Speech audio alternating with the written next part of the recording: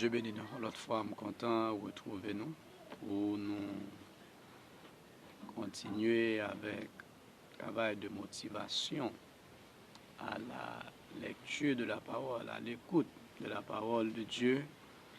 C'est source de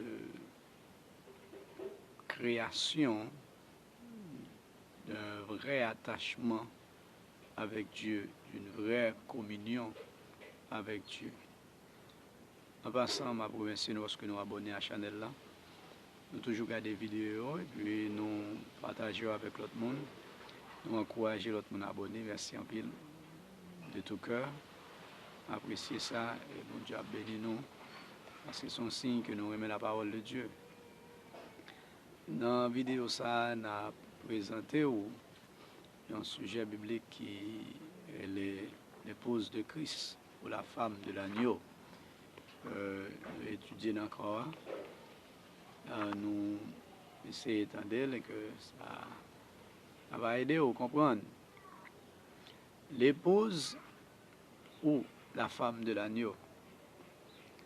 Les vainqueurs, après avoir reçu leur corps angélique, feront partie d'une compagnie spirituelle que la parole de Dieu appelle l'épouse de Jésus-Christ. Ce groupe d'hommes et de femmes vainqueurs développeront entre eux et Christ une parfaite harmonie. Depuis la chute d'Adam, cherche une épouse pour Jésus, comme Abraham le fit pour Isaac, son fils. C'est pour cela qu'il a toujours eu des relations avec Israël par Jésus, bien qu'il fût une nation infidèle et incrédule. Israël a créé une brèche en choisissant d'autres nations étrangères avec leurs dieux étrangers. Puisqu'elle se juge indigne de la vie éternelle, Dieu s'est tourné vers les païens. Et Christ moissonnera pendant les 2 saisons glorieuses les précieux fruits de la terre pour trouver son épouse, selon ce qui nous dit dans Jacques 5, verset 7. Soyez donc patients, frères, jusqu'à l'avènement du Seigneur. Voici, le laboureur attend le précieux fruit, la femme mâle, l'épouse de Christ, de la terre, prenant patience à son égard jusqu'à ce qu'il ait reçu les pluies de la première et de l'arrière-saison. Et aussi, à G2, verset 9, on dit, la gloire de cette dernière maison sera plus grande que celle de la première, dit l'Éternel des armées. Or, il nous dit qu'Adam était un type de Christ dans Romains 5, verset 14. Adam, lequel est la figure de celui qui devait venir. Dans le livre de la Genèse, nous voyons que, Genèse 2, verset 21 à 23, l'Éternel Dieu prit une de ses côtes et forma une femme, et il l'amena vers l'homme. Et dans Genèse 3, verset 20, Adam donna à sa femme le nom d'Ève, car elle a été la mère de tous les vivants. Puisqu'Adam est un type de Jésus, Ève est donc aussi un type de l'Église. Ainsi, depuis les temps les plus anciens, tout était écrit dans les chroniques, comme nous le voyons dans le grand plan de Dieu. Les prophètes nous font vivre les conjectures sur l'épouse de Christ dans Ésaïe 65, verset 17. Car je vais créer de nouveaux cieux, l'épouse de Christ, et une nouvelle terre. Job 38, verset 7. Les étoiles du matin, l'épouse de Christ, éclataient en chant d'allégresse. Psaume 50, verset 2. De Sion, beauté parfaite, la beauté de l'épouse, Dieu resplendit. Proverbe 8, verset 18. Avec moi sont la richesse et la gloire, les biens durables, les récompenses éternelles dans l'épouse et la justice. Ce grand corps spirituel sera appelé épouse aux femmes de l'agneau, parce qu'il n'y aura pas d'autre vocable significatif pour décrire spécifiquement cette intimité entre Christ et les vainqueurs, comme cela a été le cas dans l'Église primitive. Éphésiens 5, versets 23 et 32. Car le mari est le chef de la femme, comme Christ est le chef de l'Église, qui est son corps et dont il est le sauveur. Ce mystère est grand. Je dis cela par rapport à Christ et à l'Église. Colossiens 1er, verset 18. Il, Jésus, est la tête du corps de l'Église. Il est le commencement, le premier-né d'entre les morts, afin d'être en tout le premier. 2 Corinthiens 11, verset 2. Ah, je suis jaloux de vous, d'une jalousie de Dieu, parce que je vous ai fiancé à un seul époux, pour vous présenter à Christ comme une vierge pure. Une église en restauration produira l'épouse de Christ. À la fin de cette dispensation, pendant la première demi-heure de l'heure prophétique, Jésus, l'agneau de Dieu, partagera son trône avec sa merveilleuse épouse, comme nous le voyons dans Apocalypse 21, versets 2 à 27. Et je vais descendre du ciel, la ville sainte, la nouvelle Jérusalem, préparée comme une épouse qui s'est parée pour son époux. Et il m'adressa la parole en disant, viens, je te montrerai l'épouse, la femme de l'agneau. Et il me montra la ville sainte, Jérusalem, qui descendait du ciel d'auprès de Dieu, et en la gloire de Dieu. Il est dit dans Apocalypse 19, versets 7 et 8, car les noces de l'agneau sont venues, et son épouse s'est préparée. Est-ce que tous les croyants auront leur part dans cette épouse glorieuse, comme ce système religieux veut nous le faire croire? La réponse à cette question se trouve dans Apocalypse 17, verset 14, parce qu'il est le Seigneur des seigneurs, le roi des rois. Et les appelés, les élus et les fidèles qui sont avec lui les vaincront aussi. Nous lisons aussi dans Apocalypse 14, versets 1 à 5. Et avec lui, Jésus, l'agneau, 144 000 personnes, le nombre de l'épouse. Car ils sont vierges, ils suivent l'agneau partout où il va. Apocalypse 21, versets 1 et 2. Oui, je vis un nouveau ciel, l'épouse de Christ, et une nouvelle terre, car le premier ciel et la première terre avaient disparu et la mer n'était plus. Et je vis descendre du ciel d'auprès de Dieu la ville sainte, la nouvelle Jérusalem, préparée comme une épouse qui s'est parée pour son époux. Ces versets précités nous montrent les dimensions de l'épouse. La nuée ou les nuées. Nuée dans la Bible représente la gloire de Dieu. Quand Dieu parla à Moïse, ce fut dans une nuée. La colonne de nuée pendant le jour et la colonne de feu pendant la nuit furent des signes de la présence de Dieu avec Israël et de sa gloire sur le tabernacle. Lorsque Jésus apparut dans les nuées à l'église primitive, ce fut une grande gloire. Matthieu 24, verset 30. Alors le signe du Fils de l'homme paraîtra dans le ciel. Toutes les tribus de la terre se lamenteront. Elles verront le Fils de l'homme venant sur les nuées du ciel avec puissance et une grande gloire. Jésus lui répondit, tu l'as dit. De plus, je vous le déclare, vous verrez désormais le Fils de l'homme assis à la droite de la puissance de Dieu et venant sur les nuées du ciel. Marc 13, verset 26. Alors on verra le Fils de l'homme venant sur les nuées avec grande puissance et avec gloire. Marc 14, verset 62. Et vous verrez le Fils de l'homme assis à la droite de la puissance de Dieu venant sur les nuées du ciel. Luc 21, verset 27. Alors on verra le Fils de l'homme venant sur une nuée avec grande puissance et une grande gloire. Il reviendra aussi dans les nuées pour être dans l'église restaurée pendant l'arrière-saison. Apocalypse 1er, verset 7. Voici, il vient avec les nuées, tout œil le verra, même ceux qui l'ont percé, toutes les tribus de la terre se lamenteront à cause de lui. Marc 13, verset 26. Alors on verra le Fils de l'homme venant sur les nuées avec grande puissance et avec gloire. Matthieu 24, verset 30. Alors le signe du Fils de l'homme paraîtra dans le ciel. Toutes les tribus de la terre se lamenteront. Elles verront le Fils de l'homme venant sur les nuées du ciel avec puissance et une grande gloire. L'épouse sera enlevée avec Jésus, son époux, sur une nuée de gloire. 1 Thessaloniciens 4, verset 13 à 18. Lisons le verset 17e. Ensuite, nous, les vivants qui seront restés, nous serons tous ensemble enlevés avec eux sur des nuées, à la rencontre du Seigneur dans les airs, et ainsi nous serons toujours avec le Seigneur. Apocalypse 10, verset 1er. Je vis un autre ange puissant qui descendait du ciel, enveloppé d'une nuée. Au-dessus de sa tête était l'arc-en-ciel, l'épouse de Christ. Son visage était comme le soleil, ses pieds comme les colonnes de feu.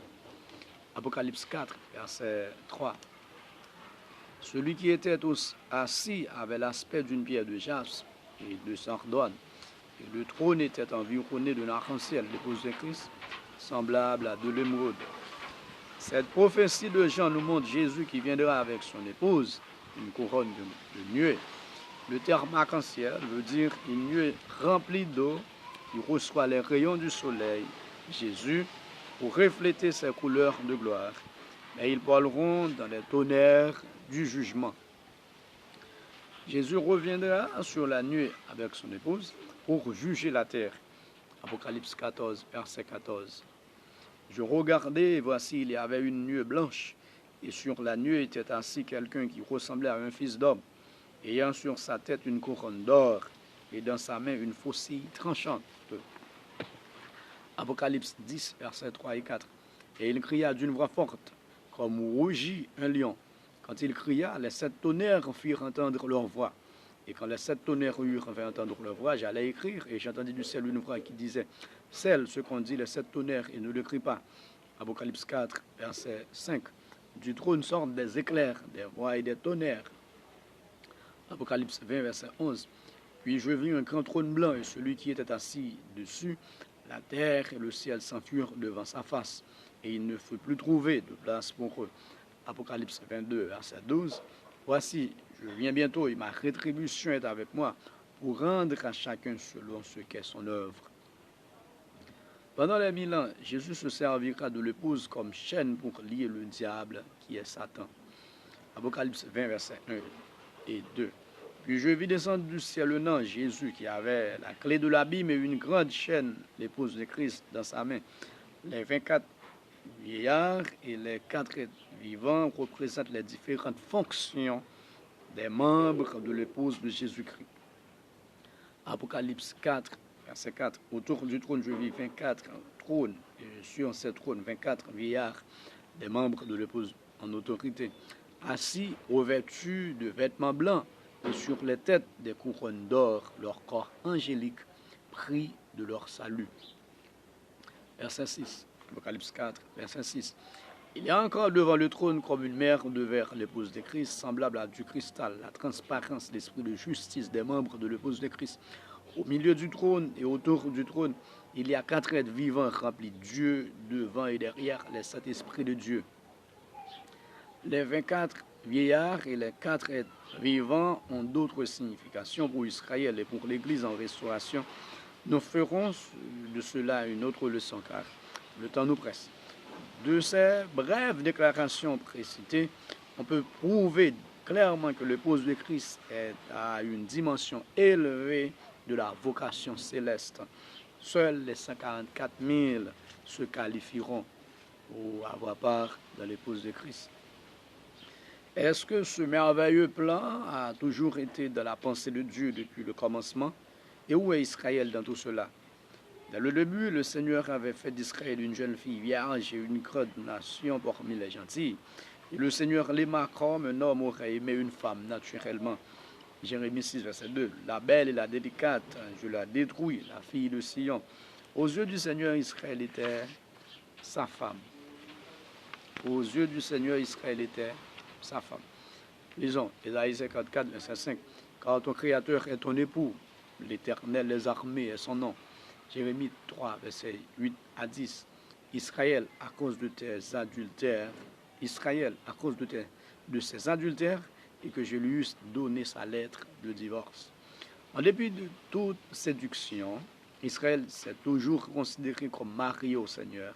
Cependant, son attitude de justice personnelle persista même pendant le ministère de Jésus, ce qui força le Seigneur à lui parler en parabole. Matthieu 13, verset 10 à 15. Lorsqu'il vous, les disciples, a été donné de connaître les mystères du royaume des cieux et que cela ne leur a pas été donné. La nation tout entière était aveuglée par la puissance du péché. Israël, pour un moment, fut avisée afin qu'elle découvrît ses états et sa condition devant Dieu. Ce jour où Étienne se tint debout devant le Sanhédrin pour les exhorter fut un exemple concret. Acte 7, versets 51 à 53. Hommes au cou raide, incirconcis de cœur et d'oreille, vous vous opposez toujours au Saint-Esprit. Ils ont tué ceux qui annonçaient d'avance la venue du juste. Les Juifs ne pouvaient pas comprendre et ils ne voulaient pas réaliser qu'en réduisant au silence le juste Étienne, qu'ils avaient été rejetés pour être remplacés par le peuple gentil. Peu après la mort d'Étienne, Jacques fit cette déclaration devant les anciens pendant la conférence de Jérusalem, dans Acte 15, versets 13 à 18. Simon a raconté comment Dieu a d'abord jeté les regards sur les nations pour choisir du milieu d'elles un peuple qui porta son nom et à qui elles sont connues de toute éternité. Comme Malachie nous le dit dans le livre de Malachie 1er verset 11, car depuis le lever du soleil jusqu'à son couchant, mon nom est grand parmi les nations, les gentils. De la même manière, Ésaïe décrit le Seigneur dans Ésaïe 46, versets 9 et 10. Or, je suis Dieu, il n'y en a point d'autre. J'annonce dès le commencement ce qui doit arriver, longtemps d'avance ce qui n'est pas encore accompli. À partir de ces importantes déclarations de l'Écriture, nous comprenons que Dieu avait toujours eu le plan d'avoir une épouse pour son Fils Jésus. Il a dû clairement le déclarer depuis les temps anciens, par les types et ombres de la loi et les prophètes. Et on voit qu'il a déclaré depuis le commencement, Genèse 2, verset 18 à 20, l'Éternel Dieu dit, il n'est pas bon que l'homme soit seul. En parlant d'Adam, je lui ferai une aide semblable à lui. Dans les jours d'Abraham, tandis qu'il vieillissait, il chercha une épouse pour son fils Isaac. Dans cet arrangement, on comprend qu'Abraham est un type du Père et Isaac un type de Christ. Abraham appela son serviteur Élisée, qui représente le ministère conduit par la plénitude du Saint-Esprit, et lui dit, Genèse 24, verset 4, d'aller dans mon pays et dans ma patrie prendre une femme pour mon fils Isaac. Le Seigneur bénit la mission d'Élisée et à la fin de son voyage, il rencontra Rebecca, type de l'épouse, qui venait puiser de l'eau. Genèse 24, verset 10 à 16. Il n'avait pas encore fini de parler que sortit sa couche sur l'épaule Rebecca. C'était à l'heure du soir. Il y avait beaucoup d'activités parmi les femmes. Après qu'Élisée eut expliqué sa mission à la jeune femme, il demanda une rencontre avec sa famille. Genèse 24, verset 58 à 60. Ils appelèrent donc Rebecca et lui dirent, veux-tu aller avec cet homme? Elle répondit, j'irai. Ils bénirent Rebecca et lui dirent, puisses-tu devenir des milliers de myriades. Des années plus tard, Moïse écrivit la loi de Dieu pour Israël et nous le voyons dans cette partie qui décrit l'épouse de Christ. Examinons cette partie de l'écriture de Deutéronome 21, versets 10 à 13. Lorsque tu iras à la guerre, peut-être verras-tu parmi les captives une femme belle de figure, auras-tu le désir de la prendre pour femme. Elle se rasera la tête, elle quittera les vêtements qu'elle portait quand elle a été prise et elle sera ta femme. Paul dit dans Romains 6, versets 16 à 19, livrez vos membres comme esclaves à la justice pour arriver à la sainteté. Bien avant notre rencontre avec le Seigneur, nous étions des prisonniers ou esclaves du péché. Mais depuis notre appel, nous apprenons à devenir des prisonniers dans le Seigneur, comme Paul devint et prisonnier, Éphésiens 3, verset 1er, le prisonnier de Christ. Nous avons enlevé notre vie, tête du monde des impies religieux, et nous avons accepté la couverture du Seigneur, comme nous le disons dans 1 Corinthiens 11, verset 6 à 10. Car si une femme n'est pas voilée, qu'elle se coupe aussi les cheveux, la femme, à cause des anges, le ministère de Dieu, doit avoir sur la tête une marque de l'autorité dont elle dépend. Ces anges sont des ministres de l'Évangile et ils sont décrits dans Éphésiens 4, versets 11 à 13. Et il a donné les uns comme apôtres, prophètes, évangélistes, pasteurs et docteurs. En ce sens, nous devons abandonner nos anciens enseignements qui n'étaient point fondés sur la parole de Dieu, mais sur la tradition des hommes. Cantique de Cantique 5, verset 3. J'ai ôté ma tunique, comment la remettrai-je? J'ai lavé mes pieds, comment les salirai-je? Cette importante figure de l'épouse de Christ est vue à plusieurs reprises tissée dans les toiles de l'Ancien Testament. Et comme la belle Abishag représente l'épouse de Christ, le verset suivant a une signification particulière dans 1 Roi 1er, verset 1 et 2. Le roi David était vieux, avancé en âge. On le couvrait des vêtements et il ne pouvait se réchauffer. On chercha dans tout le territoire d'Israël une fille jeune et belle. Et on trouva Abishag, la Sunamite, que l'on conduisit auprès du roi. Un fait très important est retrouvé dans le prochain verset, verset 4, le roi 1er, verset 4. Cette jeune fille était fort belle, mais le roi ne la connaît plus. Le point clé de cette histoire est le suivant. David étant un type de la loi de Moïse qui ne pouvait pas produire de vainqueur. Hébreux 7, verset 19, car la loi n'a rien amené à la perfection. Introduction d'une meilleure espérance par laquelle nous approchons de Dieu. C'est pourquoi Abishag a été réservé pour quelqu'un d'autre, Salomon, pour lequel elle enfanta plusieurs fils. Après la mort de David, Abishag, type de l'épouse de Christ, devint la femme de Salomon, un type de Jésus-Christ. Son amour ne connut aucune limite, comme c'est exprimé dans Cantique des Cantiques 6, verset 8 à 9. Une seule est ma colombe, ma parfaite, elle est l'unique de sa mère, la préférée de celle qui lui donna le jour. L'apôtre Jacques nous explique que la femme de l'agneau sera composée des vainqueurs des églises de la première et de l'arrière-saison. En d'autres mots, des armées. Ces explications sont confirmées par Jean dans Apocalypse 19, verset 14. Les armées qui sont dans le ciel le suivaient sur des chevaux blancs. Et Jacques 5, verset 7. Voici le laboureur attend le précieux fruit de la terre, prenant patience à son égard, jusqu'à ce qu'elle ait reçu les pluies de la première et de l'arrière-saison. Tandis que l'ancienne alliance touchait à sa fin. Un autre exemple est mentionné. L'histoire de la charmante reine Esther dans les jours de l'Empire des Mèdes et des Perses. Le roi Assuérus donna un grand festin et demanda à ses serviteurs, Esther 1er 11 et 12, d'amener en sa présence la reine Vasti avec la couronne royale pour montrer sa beauté au peuple et aux grands, car elle était belle de figure. Mais la reine Vasti refusa de venir quand elle reçut par des eunuques l'ordre du roi. Alors le roi fut très irrité et fut enflammé de colère. Vasti est un type de la nation d'Israël sous la loi. Jésus fut appelé à Israël qui ne répondit pas. Jésus fit appel à Israël qui ne répondit pas. Proverbe 1er, verset 24 à 27, puisque j'appelle et que vous résistez, puisque j'étends ma main et que personne n'y prend garde, moi aussi je crierai quand vous serez dans le malheur, je me moquerai quand la terreur vous saisira. À cause de la désobéissance de Vasti, le roi était forcé de lui enlever les fonctions de reine. C'est pourquoi, après sa désobéissance, il y eut une recherche générale sur tout le territoire dans le but de trouver une jeune et belle fille vierge pour la remplacer. Beaucoup d'entre elles étaient présentées au roi, mais aucune ne trouva grâce à ses yeux jusqu'à ce qu'Esther se présente. Esther 2, verset 15 à 17. Le roi aima Esther plus que toutes les autres femmes et la fit reine à la place de Vasti. Ainsi Israël était coupé de Dieu et les gentils devenaient ainsi les héritiers du royaume de Dieu.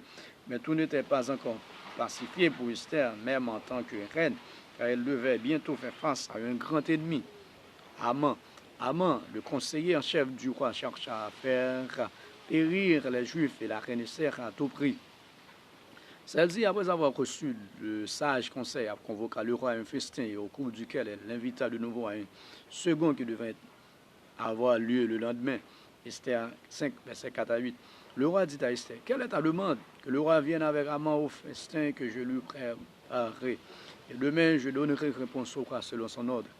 Pendant le temps de l'Église primitive, les apôtres parlaient du règne de l'homme du péché, une période de 1260 ans qui devait venir, selon ce que nous lisons dans 2 Thessaloniciens 2, versets 3 et 4. Car il faut que l'apostasie soit arrivée auparavant et qu'on ait vu paraître l'homme du péché. Haman est un type de l'homme du péché. Ce système religieux outrageux n'était pas encore exposé au monde pendant le premier festin de l'Église primitive. Il augmenta en pouvoir après la dispensation de l'Église primitive et il devra rester pour le second festin de l'arrière-saison jusqu'à amener Haman à la pleine lumière du jugement de Dieu. Esther 7, versets 1 à 6. Ce second jour, le roi dit encore à Esther, pendant qu'on buvait le vin, quelle est ta demande, reine Esther? La reine Esther répondit, car nous sommes vendus, moi et mon peuple, pour être détruits. L'oppresseur, l'ennemi, c'est Haman, ce méchant-là. Et le roi, Esther 7, verset 10, pendit Haman au bois qu'il avait préparé pour Mardochée. et la colère du roi s'apaisa. Ceci est un type accomplissant la déclaration que fit Paul concernant le jugement de ce système humain dans 2 Thessaloniciens 2, verset 8. Et alors paraîtra l'impie que le Seigneur Jésus détruira par le souffle de sa bouche et qu'il anéantira par l'éclat de son avènement. Et la destruction dont Paul parle là devra être accomplie pendant la bataille de l'Armageddon. Maintenant, l'histoire d'Esther est à sa fin. Y en a-t-il plus que cela? Il y a définitivement plus que cela, surtout à cause de la vertu de cette reine si ravissante. Esther 8, verset 15 à 17. Il n'y avait point les Juifs, mais il n'y avait pour les Juifs que bonheur et joie, allégresse et gloire. Beaucoup de gens d'entre le peuple du pays se firent juifs, car la crainte des Juifs les avait saisis. Après la bataille de l'Armageddon et que les Juifs seront restaurés à leur pleine faveur en Dieu, les nations réagiront. Et Zacharie 8, verset 23 nous dit, 10 hommes de toutes les langues des nations saisiront un Juif par le pan de son vêtement et diront, nous irons avec vous. Nous avons appris que Dieu est avec vous. Alors la nation d'Israël apportera l'évangile de Jésus-Christ aux nations de l'Orient. Et dans leur joie, elles l'acclameront. Pourquoi? Car parmi les nations gentilles, le Seigneur a pu trouver une épouse qui lui plaît en toutes choses. C'est pourquoi il est si important pour chacun de nous de se soumettre à la parole de Dieu, de sorte que le ministère puisse, 2 Corinthiens 11, verset 2, nous présenter à Christ comme une vierge pure. Apocalypse 3, verset 21, celui qui vaincra, je lui ferai asseoir avec moi sur mon trône. Apocalypse 6, verset 9 à 11, jusqu'à ce que fût complet le nombre de leurs compagnons de service, la compagnie de l'épouse. Réjouissons-nous, car les noces de l'agneau sont venues et son épouse s'est préparée. Réjouissons-nous, car les noces de l'agneau sont venues et son épouse s'est préparée. Préparez-nous pour nous gagner part dans l'épouse de Jésus-Christ, nous quitter le monde avec toute souci, toute richesse, et attachez-nous avec le Seigneur. Répondre comme Rebecca, j'irai aller avec le Seigneur maintenant. Merci. Continuez à abonner dans les vidéos, partager.